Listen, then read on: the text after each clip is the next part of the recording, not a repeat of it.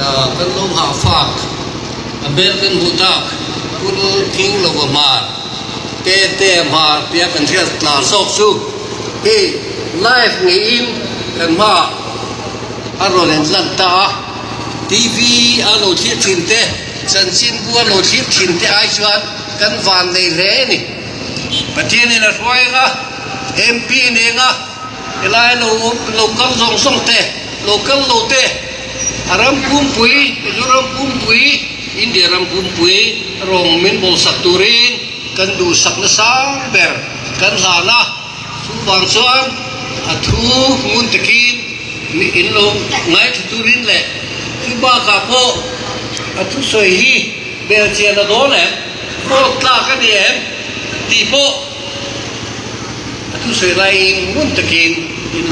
India in chunga thinlung takin lom thu kan soi phasa duani voina hian soi tu kanga le maya kan kalna pianga be se phak bakin mi puyan phura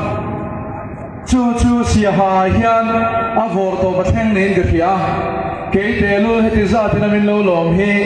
amak katia galom takseta kan phur da ya le tam takin a so sang ha la ni